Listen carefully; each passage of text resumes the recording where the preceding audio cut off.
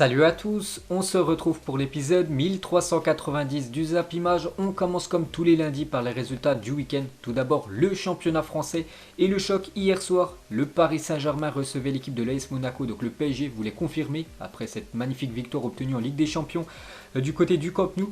Mais en gros, le Paris Saint-Germain galère en Ligue 1, alors qu'en Ligue des Champions actuellement ça va bien pour le PSG. Donc ils se sont inclinés 2-0 hier contre cette belle équipe de l'AS Monaco. Un but de Sofiane Diop et un but de Maripan. N'oubliez pas que Monaco, cette saison, ils ont tout remporté leur match en Ligue 1, à part la semaine dernière où ils ont fait match nul contre Lorient. Sinon c'est que des victoires et ils sont venus comme s'imposer 2-0 hier du côté du Parc des Princes. Donc félicitations aux Monégasques. Donc la une aujourd'hui du journal L'équipe, la Ligue 1, c'est autre chose pour le Paris Saint-Germain qui galère en championnat. Donc 5 jours après sa démonstration contre Barcelone en Ligue des Champions, le PSG a concédé sa 6e défaite de la saison en Ligue 1 face à des Monégasques supérieurs dans tous les compartiments du jeu. Donc défaite logique du PSG hier. Donc on revient sur l'AS Monaco a pris 6 points face au Paris Saint-Germain cette saison. Ça n'était plus réalisé pour un club de Ligue 1 depuis Nancy lors de la saison 2011-2012. Donc félicitations aux Monégasques, cette saison, 2 matchs, 2 victoires pour l'équipe de Monaco contre le Paris Saint-Germain. Une déclaration de Wissam Ben Yedder après la victoire hier, il a dit on a été costaud, ça qu'ils ont été très bons hier. Les Monégasques, cette fois-ci on va parler du Paris Saint-Germain et le bilan du PSG cette saison face au top 4 du championnat. Donc défaite contre Monaco, défaite contre Lyon, défaite contre Monaco, le match retour. Et un match nul contre Lille, un seul point pris sur 12 possibles contre les gros entre guillemets du championnat français. Ils ont juste gagné, on peut dire, cette équipe de l'Olympique de Marseille il y a quelques jours en championnat. Sinon il y a eu beaucoup de défaites pour le PSG contre les grosses écuries françaises. Ensuite, toujours avec eux, donc une stat terrible pour le PSG qui n'a cadré qu'une seule frappe hier soir contre l'équipe de Monaco. Voilà, qu'une frappe cadrée, c'est pour ça qu'ils n'ont pas réussi à marquer hier les joueurs parisiens. On va parler de Kylian Mbappé qui avait été exceptionnel il y a quelques jours en Ligue des Champions. Hier, très décevant Kylian Mbappé contre son ancien club. La note du match dans le journal L'équipe aujourd'hui, une note seulement 2-2. Donc en gros, c'est un très mauvais match hier de Kylian Mbappé contre l'équipe de Monaco. Et Marco Verratti à la fin du match, il a dit « Ce n'est pas parce qu'on joue bien en Ligue des Champions que ça va être simple en Ligue 1 ». Voilà, ça se ressent pour le Paris Saint-Germain vraiment qui galère en championnat alors que la Ligue des Champions actuellement, ils sont quasiment qualifiés en quart de finale. Toujours avec le PSG, a déjà perdu à 6 reprises cette saison en Ligue 1, une première sous l'ère QSI. Paris n'avait plus autant perdu depuis la saison 2010-2011, finissant 4e avec 8 défaites à l'époque, cette équipe du PSG. Et on va parler de Maurizio Pochettino, a pris 19 points lors de ses 9 premiers matchs sur le banc avec le PSG en Ligue 1. Aucun entraîneur n'a fait pire début avec le club parisien dans l'élite à ce stade de la compétition sous QSI. Donc voilà les stats de Pochettino en championnat. Donc on peut dire que c'est très moyen parce que jamais un entraîneur avait pris si peu de points depuis que le Qatar a racheté le club. Ensuite on continue avec les autres résultats du week-end. On va parler du leader, Lille, qui s'est imposé 4-1 du côté de Lorient. Lorient qui avait gagné le Paris Saint-Germain il y a quelques jours. Mais Lille, eux, ont fait le taf. 4-1 du côté de Lorient. Donc belle victoire de Lille qui se rattrape par rapport à sa défaite en Europa League il y a quelques jours. Ensuite, il y avait aussi Lyon qui jouait vendredi soir du côté de Brest. Et belle victoire des Lyonnais, 3-2. Donc Paqueta, Aouar et Memphis Depay ont été buteurs. Donc avec 55 points après 25 journées, l'Olympique Lyonnais compte son meilleur total dans l'élite depuis la saison 2006-2007. Les Gones avaient justement été champions cette année-là. Et voilà, cette saison, les gars, il y a quand même 4 équipes qui peuvent prétendre remporter ce championnat français. Donc ce sera un peu plus compliqué pour l'OL. Et pour finir avec eux, on va parler de Memphis Depay, a désormais inscrit autant de buts avec l'OL que Nabil Fekir, 69 pour les deux. Ensuite, on va parler de l'autre Olympique, l'Olympique de Marseille qui se déplaçait samedi après-midi du côté du FC Nantes. Score final 1-1 entre les deux équipes. L'OM concède le nul sur le terrain du 18e quand même du classement. Et un nouveau carton rouge pour l'Olympique de Marseille, un triste record pour l'OM. Hiroki Sakai a été expulsé aujourd'hui face à Nantes. C'est le 8e carton rouge distribué cette saison d'un joueur de l'OM. C'est l'équipe qui a récolté le plus de cartons rouges cette saison dans le top 5 des championnats européens. Ensuite, toujours avec les résultats de la Ligue 1, Saint-Etienne a fait 1-1 contre le Stade de Reims. On peut voir aussi la belle victoire de Montpellier contre Rennes. Rennes, actuellement, ça enchaîne les défaites. Sinon, tous les autres résultats de cette 26e journée de Ligue 1. Donc voilà, quasiment tous les gros ont remporté leur match, à part bien sûr l'équipe du Paris Saint-Germain. On peut voir aussi l'équipe type de cette 26e journée de Ligue 1 avec bien sûr Boulaya, Memphis Depay ou même Benjamin André qui a été très bon hier avec l'équipe de Lille. Et pour finir avec cette Ligue 1, un petit coup d'œil au classement. Donc Lille en tête, 58 points, 3 points d'avance sur l'équipe de Lyon. Il commence à faire un petit écart. L'équipe du Paris Saint-Germain 3e, Monaco 4e. C'est très serré et c'est vraiment parfait pour le suspense en France. Il y a quand même 4 équipes qui peuvent remporter le championnat à 12 journées du terme. Ensuite, direction l'Angleterre, on commence tout d'abord avec cette belle affiche, Arsenal contre Manchester City. Et comme d'habitude, c'est City qui a remporté son match, seulement 1-0, mais les 3 points au bout. Donc c'est Raheem Sterling qui a inscrit l'unique but du match en tout début de rencontre. Donc nouvelle victoire de Manchester City, et c'est quand même la 18e victoire d'affilée, toute compétition confondue pour cette équipe anglaise. Donc en championnat, c'est 13 victoires d'affilée en première ligue, toute compétition confondue, c'est 18 victoires. Et sur les 25 derniers matchs, donc c'est 25 matchs sans défaite, donc 22 victoires et 3 matchs nuls, actuellement en mode rouleau compresseur les Citizens. Donc ils se déplacent après-demain du côté du Borussia Mönchengladbach pour la Champions League. Ensuite, on va parler du dauphin de Manchester City, Manchester United. Eux aussi ont gagné ce week-end 3-1 contre Newcastle. James, Rashford et Bruno Fernandes une fois de plus. Donc buteur. Donc Manchester United reprend la deuxième place, mais reste à 10 points de Manchester City. C'est quand même un sacré creux entre les deux. Manchester, et pour revenir sur Bruno Fernandes, cette saison c'est le deuxième meilleur buteur de Première Ligue. Pour un milieu de terrain, il a quand même inscrit 15 buts. Et le deuxième meilleur passeur de Première Ligue, 10 passes, des pour le milieu portugais. Ensuite, on va parler du troisième actuellement de l'appel, c'est Leicester. Eux aussi qui ont gagné du côté de Aston Villa 2-1. Donc Maddison et Barnes ont été buteurs. Donc les Fox s'imposent et s'emparent provisoirement de la deuxième place. Bon, après ils ont été doublés par Manchester United. Donc parfait aussi pour Leicester. Donc les 3 premiers ont gagné ce week-end. Cette fois-ci on va parler de Chelsea qui a fait un partout du côté de Southampton. Donc Minamino et Mason Mount sur penalty ont été buteurs. Donc Chelsea 4e revient avec un point de son déplacement à Southampton 13e. Donc on continue avec cette équipe des Blues, et le bilan des Blues depuis l'arrivée de Thomas Tuchel est excellent. Donc c'est quand même 7 matchs, 5 victoires, 2 matchs nuls et toujours aucune défaite. Donc 9 buts marqués, 2 buts encaissés. Donc demain gros test pour Chelsea qui joue son match de Ligue des Champions contre l'Atlético Madrid. Et pour finir avec les Blues, on va parler de Hudson-Odoi qui est rentré à la mi-temps, donc il a remplacé Abraham. On peut voir qu'il est sorti 30 minutes après, c'est très rare qu'un joueur, quand il rentre en cours de jeu, sorte avant la fin du match. Ça a été fait ce week-end. Donc il a répondu à Thomas Tuchel sur la sortie d'Hudson-Odoi. Après seulement 30 minutes de jeu, il a dit « Je n'étais pas satisfait de son attitude et de son contre-pressing. Il a raté des ballons faciles, c'était une décision difficile, mais demain, elle sera oubliée. » Donc voilà pourquoi il est sorti prématurément, l'attaquant anglais. Ensuite, on va parler d'une équipe actuellement qui est en train de couler. C'est l'équipe de Tottenham qui se déplaçait du côté de West Ham, et victoire de West Ham 2-1. A noter que Jess Lingard, nouveau but pour lui. Tottenham s'incline à l'extérieur et s'enfonce dans la crise. Donc on revient déjà sur Jess Lingard qui ne joue plus du tout du côté de Manchester. Donc il a été prêté pour cette fin de saison du côté de West Ham, et ça va bien mieux parce qu'en 4 matchs, l'Anglais a déjà inscrit 3 buts et délivré une passe décisive. Ensuite, on va parler de Tottenham, la terrible série de Tottenham en Première Ligue. Donc sur les 6 derniers matchs, c'est seulement une victoire et 5 défaites quand même pour l'équipe de José Mourinho. Seulement 3 points pris sur 18 possibles. Actuellement, ils sont 9e du classement. Et pas lors des premières journées, mais ils étaient leaders, cette équipe des Spurs. Actuellement 9e, c'est une catastrophe. Et un licenciement de José Mourinho coûterait plus de 35 millions d'euros à la direction de Tottenham. Ils avaient déjà payé énormément d'argent quand ils avaient viré Pochettino. Et si Mourinho venait à se faire licencier à cause des mauvais résultats, parce que ça peut arriver, donc il devrait débourser plus de 35 millions d'euros pour virer l'entraîneur portugais. Ensuite, il y avait aussi Wolverhampton contre Leeds United. Les Wolves se sont imposés 1-0 contre l'équipe de Marcelo Bielsa. Il y avait aussi le derby, Liverpool contre Everton, et une nouvelle défaite de Liverpool à domicile. Ça aussi, c'est incroyable. Donc 2-0 contre le voisin de Everton, Richarlison et Sigurdsson sur penalty ont été buteurs. Donc Everton 7e s'impose dans ce derby face à Liverpool 6e actuellement. Voilà, en championnat, c'est une catastrophe. Les Reds, donc Liverpool n'a remporté aucun match en Anfield en 2021. Donc c'est simple, un match nul et 4 défaites, alors qu'il restait quand même sur une série de plus de 60 matchs sans défaite. Puis là, ils en ont enchaîné 4 à domicile, c'est incroyable.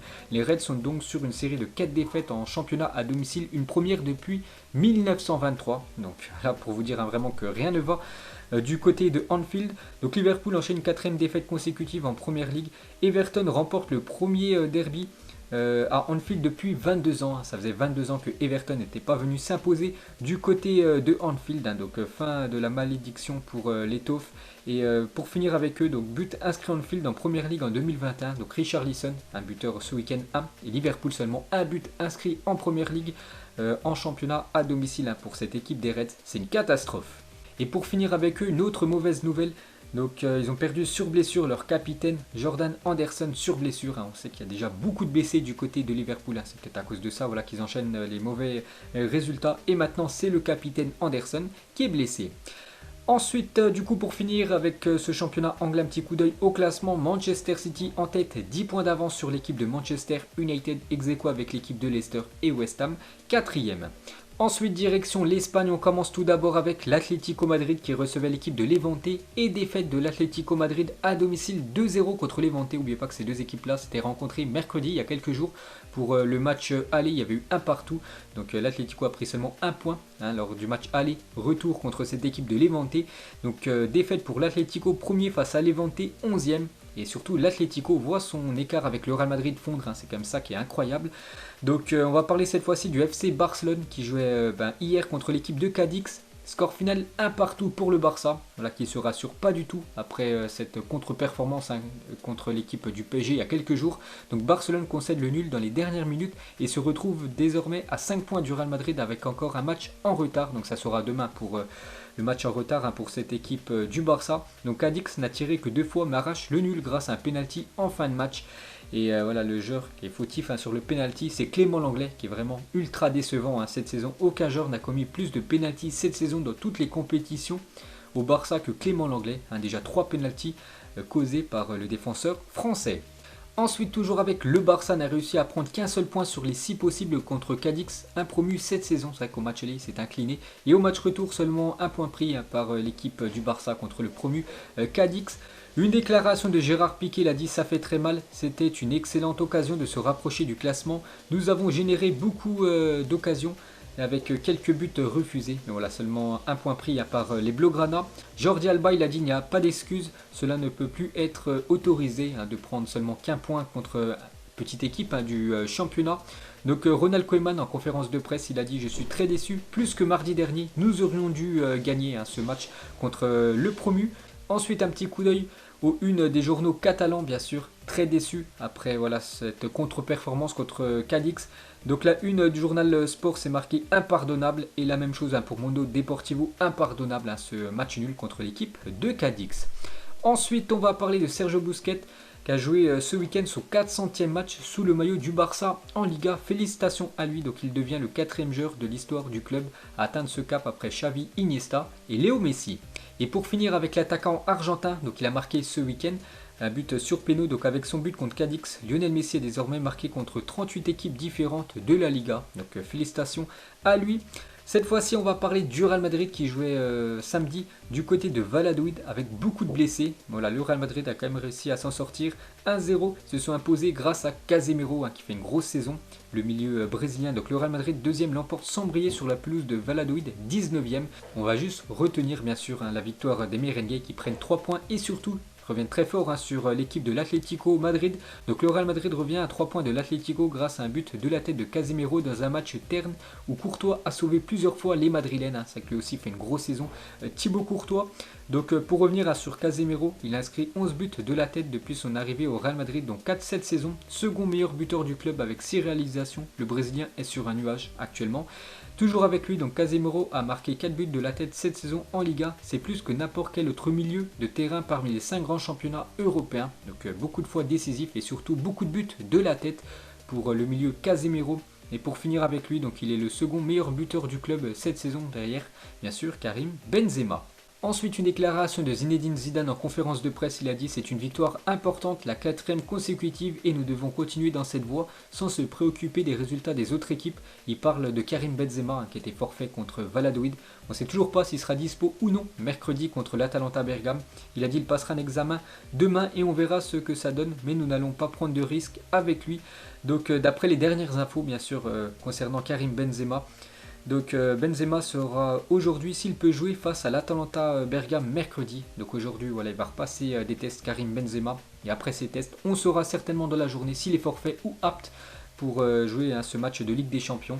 Et d'après AS, Benzema est quasiment forfait pour le match aller contre l'Atalanta Bergame. Donc on en saura un petit peu plus dans la journée. On peut voir la une du journal AS et même Marca, bien sûr, ça parle de la défaite des Blaugrana, mais ça parle aussi de Benzema. Les derniers examens réalisés par Benzema confirment une petite lésion. Lui et Zidane décideront aujourd'hui s'il est du voyage à Bergame pour la Ligue des Champions. Donc ça peut être une très mauvaise nouvelle quand même pour l'équipe du Real Madrid de jouer ce match de Ligue des Champions sans son numéro 9, Karim Benzema. Et pour finir avec le Real, donc Rodrigo l'annonce, nous serons bientôt de retour. 3 joueurs actuellement très importants du Real Madrid, mais blessés, Rodrigo, Eden Hazard et Valverde. Ensuite, pour continuer avec cette Liga, il y a aussi la Real Sociedad contre les Deportivo Alaves et grosse victoire de la Real Sociedad 4-0, eux qui se sont inclinés à 4-0 contre Manchester United en Europa League il y a quelques jours, donc ils se sont bien rachetés. Donc à noter que l'attaquant suédois Isaac a inscrit un triplé face à Alaves et c'est quand même le 9e but cette saison pour l'international suédois. Et pour finir avec cette Liga, un petit coup d'œil au classement, l'Atlético Madrid en tête avec maintenant seulement 3 points d'avance sur l'équipe du Real Madrid. Mais bon, l'Atlético a toujours un match en retard, n'oubliez pas que dans 2 semaines, le 7 mars prochain, il y aura l'Atlético qui reçoit le Real Madrid. Ça sera un match déterminant bien sûr pour la suite de la Liga. Donc le Barça, avec cette contre-performance ce week-end, 3e et le FC Séville, 4e. Ensuite, direction l'Italie, on commence tout d'abord avec le derby qui avait lieu hier. En plein milieu d'après-midi, l'AC Milan contre l'Inter et l'Inter a corrigé l'AC Milan 3-0. Donc un but de Lukaku avec une passe D et un doublé de Lautaro Martinez. Une grosse victoire de l'Inter Milan contre le voisin de l'AC Milan. Donc pour revenir sur Lukaku, pas seul meilleur buteur de la Serie A avec 17 buts. Il devance maintenant Cristiano Ronaldo avec 16 buts. Donc Ronaldo peut marquer vu que ce soir la Juventus joue contre l'équipe de Crotone. Donc pour revenir sur Lukaku, il a marqué sur chacun de ses 5 matchs disputés avec l'Inter Milan face à l'AC Milan en compétition officielle. Donc toujours décisif Lukaku contre le voisin de l'AC Milan. Et pour finir avec lui, donc Lukaku en se frappant la poitrine à Zlatan Ibrahimovic après son but face à l'AC Milan hier. Je suis le meilleur, moi je te l'avais dit. Parce qu'il y a un an, l'Inter avait battu le Milan AC 4-2 et Lukaku avait tweeté ceci: il y a un nouveau roi en ville. En octobre dernier, le Milan AC a battu l'Inter 2-1 grâce à un doublé de Zlatan qui avait répondu à Lukaku en tweetant ceci: Milan n'a jamais eu de roi, ils ont un dieu. En parlant bien sûr de lui, en parlant de Zlatan. Aujourd'hui, donc hier, Lukaku a marqué le but du 3-0 et a regardé Zlatan en disant ceci: c'est moi le dieu ici. C'est moi le dieu, je te l'avais déjà dit, quel crack ce Lukaku. N'oubliez pas que les deux, il y avait une énorme tension il y a quelques semaines lors de la Coupe d'Italie. Ils avaient fait front contre front. Ensuite, toujours avec le championnat italien, il y avait aussi l'Atalanta Bergame qui reçoit l'équipe du Real Madrid après-demain. Donc ils ont très bien préparé ce match de Ligue des Champions vu que l'Atalanta Bergame s'est imposé 4-2 contre l'équipe de Naples. Et pour finir avec cette Serie A, donc du coup l'Inter maintenant prend 4 points d'avance sur l'équipe de l'AC Milan, l'AS Roma 3e, donc la Juventus 6e avec 2 matchs en retard. Ensuite, direction l'Allemagne tout d'abord. On va parler du Bayern qui s'est incliné du côté de Francfort 2-1, donc contre-performance pour le Bayern aussi qui joue demain en Ligue des Champions du côté de la Lazio. Donc on peut voir les buteurs, une fois de plus, Robert Lewandowski, malgré la défaite de son équipe, lui a été buteur. Et Lewandowski est inarrêtable, cette saison c'est 30 matchs et déjà 31 buts pour lui et 8 passes décisives. Ensuite, pour finir avec l'équipe du Bayern, donc hier j'avais dit très mauvaise nouvelle pour le Bayern avec Corentin Tolisso. Donc on en sait un petit peu plus sur sa blessure. Il sera finalement indisponible 3 mois, assure l'équipe. Le Français a subi ce matin une intervention chirurgicale qui s'est bien déroulée. Donc on avait parlé de 6 mois, normalement ça devrait être 3 mois. Donc peut-être on pourrait le voir à l'Euro, le milieu français. Ensuite, il y avait aussi le RB Leipzig qui se déplaçait du côté du Hertha. Grosse victoire du RB Leipzig, 3-0, parfait pour cette équipe de Leipzig. Toujours actuellement 2e du classement. Ensuite, il y avait aussi le derby entre Schalke 04 et l'équipe du Borussia Dortmund. Score final 0-4 pour l'équipe de Dortmund. Donc un but de Sancho, un but de Guerreiro et bien sûr un doublé comme d'habitude de l'attaquant Erling Haaland. Quel joueur! L'attaquant norvégien, donc Dortmund 6e, ne fait qu'une bouchée de Schalke 04 18e. Ça sent la Ligue 2, enfin la 2e division pour cette équipe de Schalke.